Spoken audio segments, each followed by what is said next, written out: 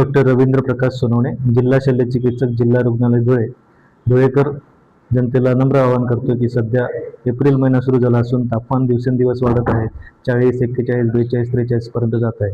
तरी नागरिकांनी दुपारी 12 ते 4च्या दरम्यान बाहेर फिरणे टाळावे. बाहेर जात असताना टॉवेल, टोपी, रुमाल, चष्मा घालून उन्हापासून संरक्षण करण्याचा प्रयत्न करावा. शक्यतोवर इमर्जन्सी कामं असले तरच घराच्या बाहेर पडावे. घराच्या बाहेर पडताना 2 व्हीलर किंवा सायकलीचा वापर न करता 4 व्हीलर किंवा रिक्षाचा वापर करावा.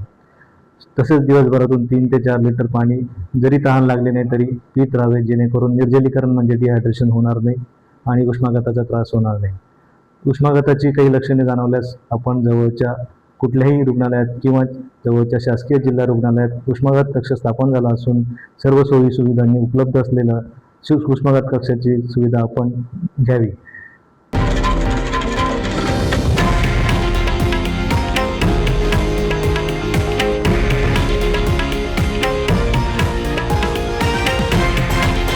हे आहे देशातील नंबर 1 न्यूज नेटवर्क आणि आपण पाहत आहात TV9 मराठी, एकमेव.